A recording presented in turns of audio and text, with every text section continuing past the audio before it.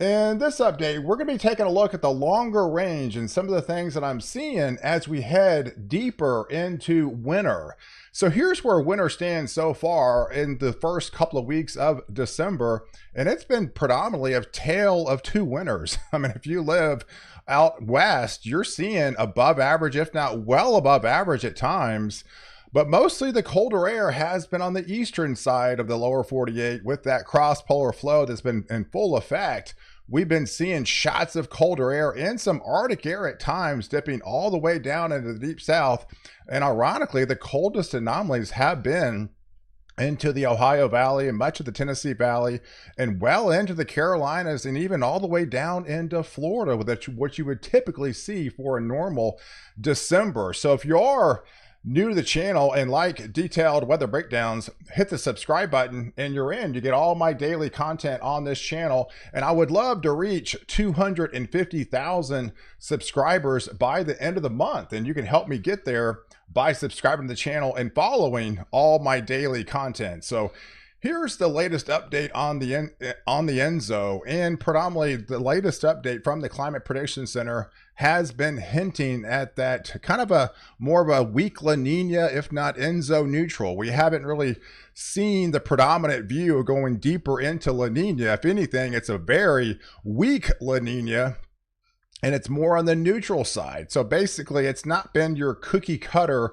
La Nina, if you will. It's been predominantly more Enso weighted, and there's other factors that have been playing a role as we head towards the deeper into the winter months. So looking ahead, it doesn't appear that we'll have this kind of cookie cutter La Nina, if you will, but we are seeing the cooler anomalies out here in the equatorial Pacific, which is typically what you would find in a La Nina type setup.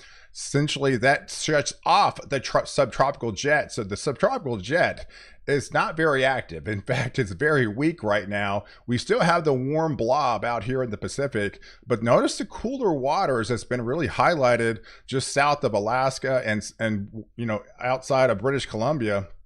That's putting abundance amount of rain off the west coast, but it's also creating a drier slot across the middle part of the country and much of southern California and much of the desert southwest. So I don't really see that changing. And going forward, what we're going to find, and at least in the short term, there's always two sets of the jet streams. You got the southern jet and you got the northern jet. So right now, the first 2 weeks, the northern jet has been predominantly more or less taking over for the eastern side of the United States.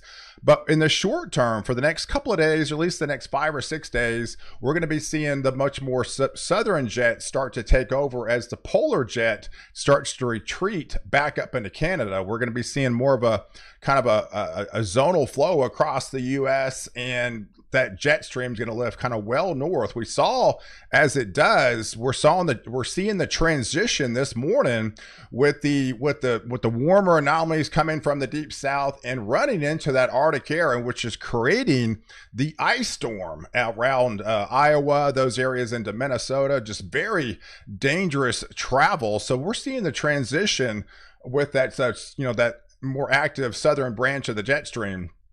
And with that more active southern branch of the jet stream, it's actually bringing some much needed rain back in the picture over the next couple of days for those areas down in Texas, is essentially in Oklahoma, back into Arkansas, getting into Tennessee, those areas into Kentucky, getting into West Virginia, as well as into Ohio and Pennsylvania.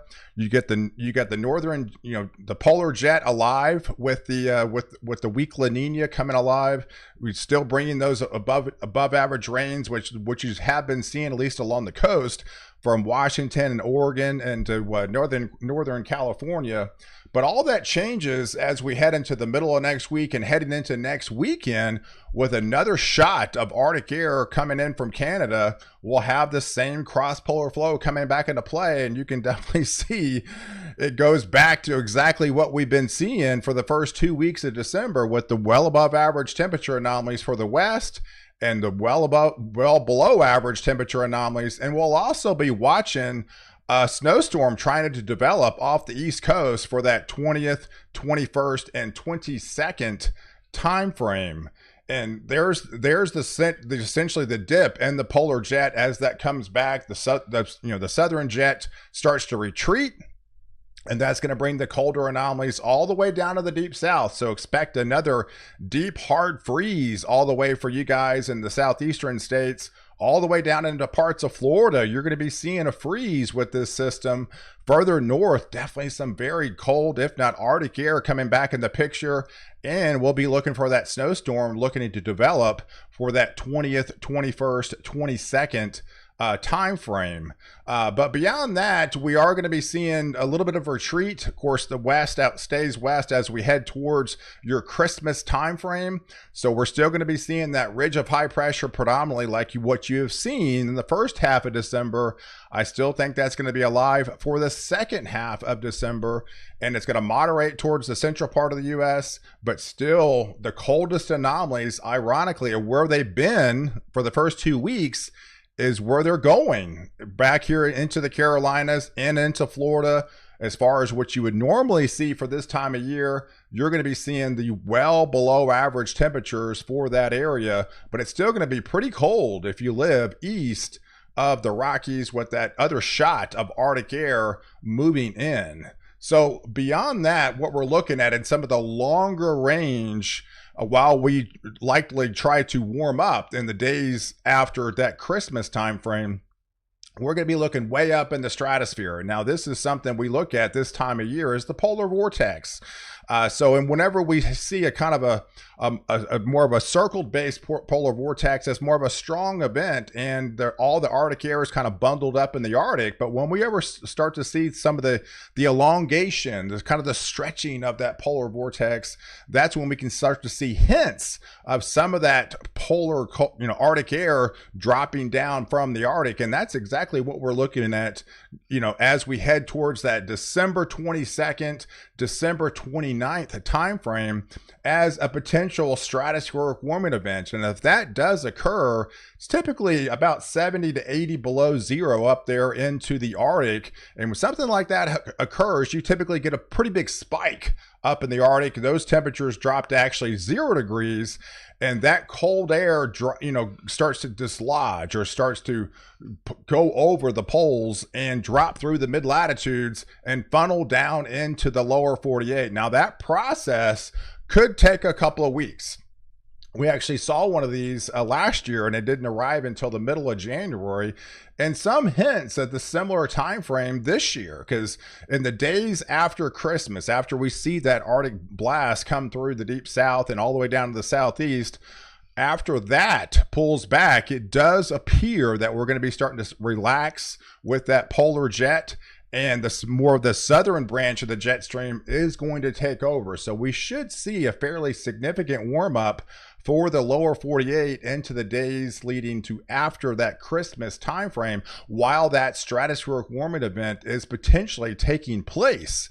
And if we look at some of the longer range beyond that and some of the European ensemble guidances on some of these height anomalies, as we head towards that second week of January, that 2 to 3 week lag delay indicator from that stratospheric warming event, we start to see that some of that colder air getting dislodged from the Arctic and dropping down into the North America and dropping down into the lower 48. And I think we're going to be coming back. Winter's going to be coming back with a vengeance as we head towards that second week of January and towards that middle of January timeframe. Of course, January is always our coldest anomaly, is typically what we see on average. So whenever we see this lining up in the month of January, that's going to be some pretty cold air. And I think by the time it comes here, it might encompasses a good part of the lower 48 by then. And that's some of the longer range models are kind of hinting at as we head towards that second week, towards that middle of January timeframe, during that coldest time of the year that we typically are in, starting to see the cold, some of that cold Arctic air dislodging from the Arctic and dropping down into the lower 48. So we could be looking at some pretty cold air mass as we head towards that second and third week of January. And some of the teleconnections are starting to line up as well. So here's the AO, which is your Arctic oscillations. You see the pretty much the dip right now, which we're seeing the colder anomalies drop into the eastern 2/3 of the US. You see the retreat after Christmas, but it definitely appears it comes back towards we heading into that second week of January and through the third and potentially the middle of January, going into that third and later half of January. So that could be a pretty cold time frame. And the European, the Eastern Pacific oscillation is kind of lining up as well. So starts to retreat, starts to go positive in the days leading after Christmas here towards that 29th time frame. But once we get into January, especially in that second and third and middle part of January, we start to see a pretty noticeable dip in the teleconnections again with the EPO, implying that colder air will come back into the lower 48, and this could be the coldest air of the season lining up with the coldest anomalies of the season. So that definitely could be some cold stuff. And not just the EPO, but also the PNA also goes negative as well. So I think by then, I think much of the western regions will be getting into the action too. So that's typically looking at, not just the west, but also the east getting some of that Arctic air. So it could encompass a good part of the lower 48 during that time frame as we head into that second and third week of January. And if that does occur, that drops the snow line much further south. So yeah, we're already looking at some of the longer range guidances. Now, don't take this kind of more a grain of salt with the snow picture,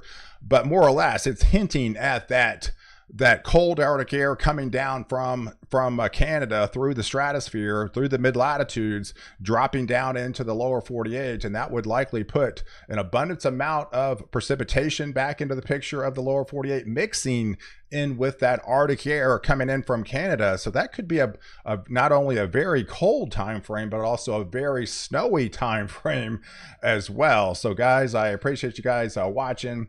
Do like this video, definitely hit the subscribe button, and catch my next update. Wire protect you before and after the storm.